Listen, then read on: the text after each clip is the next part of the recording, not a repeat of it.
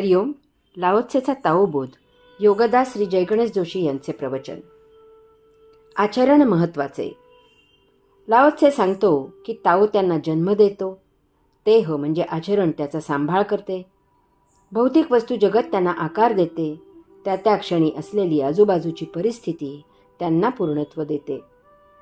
ताओच्या प्रेरणेने तेह वाट चुकलेल्याला मूळ प्रवाहात जितके वेळेला तो वाट चुकेल तितके वेळेला आणून सोडत असतो.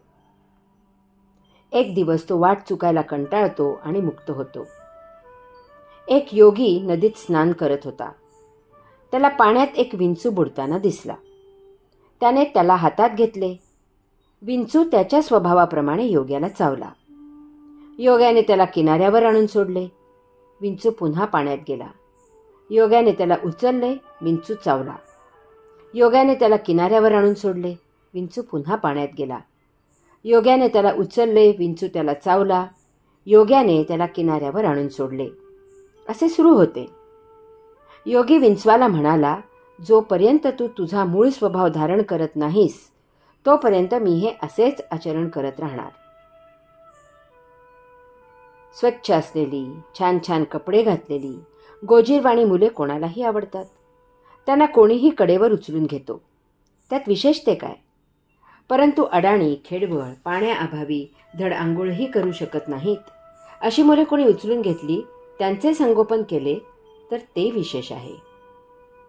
श्रीमंत लोकांना तपासून त्यांच्याकडून पैसे घेऊन औषध देण्यात डॉक्टरांचा विशेष तो काय?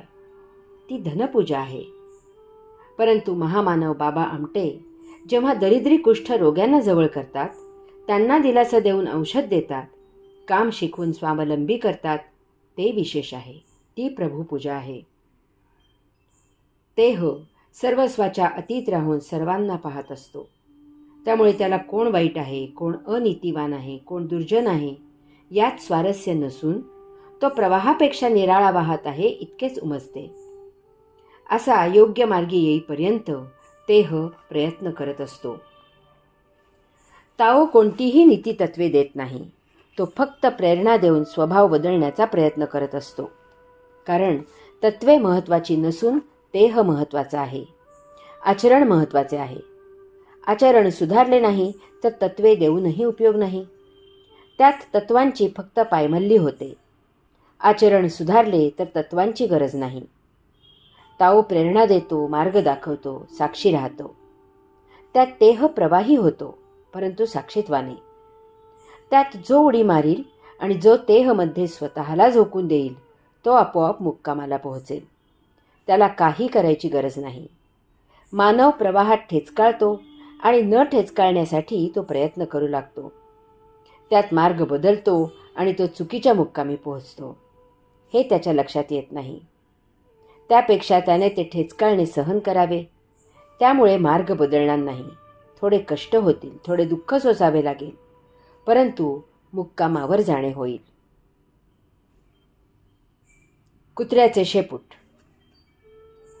लाओत्से सांगतो की ताओ त्यांना जन्म देतो, तेह म्हणजे आचरण त्याचा सांभाळ करतो, भौतिक वस्तू जगत त्यांना आकार देते, त्या क्षणी असलेली आजूबाजूची परिस्थिती त्यांना पूर्णत्व देते. कोणाला काही शिकवून त्यांच्यात काही सुधारणा होत नाही. कुत्र्याचे शेपूट वाकडे ते वाकडेच राहते. अशा लोकांना कितीही नीतितत्वे शिकवा, न पाळल्यास त्यांना शिक्षा द्या किंवा आणखी काही करा, यांच्यात सुधारणा होणे असंभव आहे.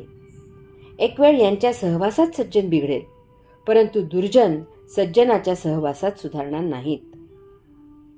संतांनी, योग्यांनी नीतितत्वे तयार केली. स्वतःच्या आचरणाने त्या नीतितत्वांचा आदर्श लोकांसमोर ठेवला. लोकांनी त्याचा स्वीकार केला, आदर केला, सन्मान केला.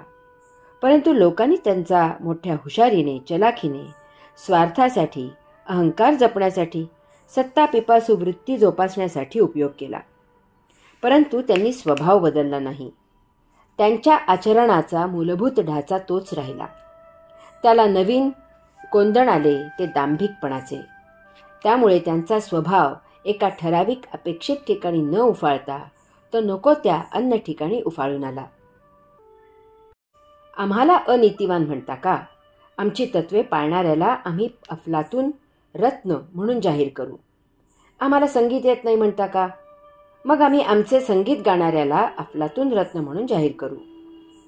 मांसाहार करू नये, अहिंसा परमधर्म आहे. मग आठवड्यातून 1 दिवस किंवा महिन्यातून 1 दिवस किंवा वर्षातून 1 दिवस शाकाहारी राहायचे. हे तत्व धर्मसंमत करणारे धर्मगुरू भेटले. त्यांचीही लोकप्रियता टिकली, वाढली.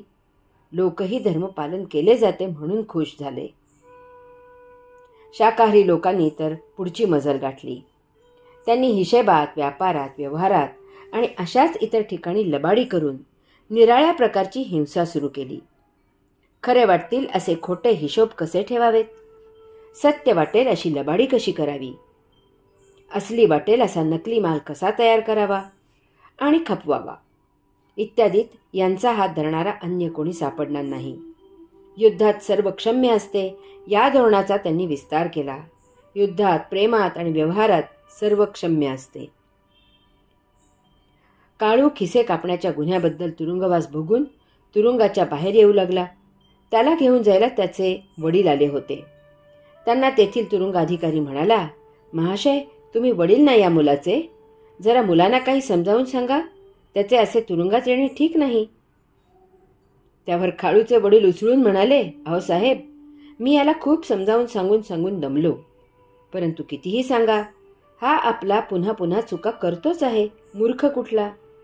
पाहिजे तर यालाच विचारा की मी याला कितीतरी वेळेला सांगितले आहे की नाही की तू सुधार, तुझ्यात सुधारणा कर, तू चूक करत आहेस.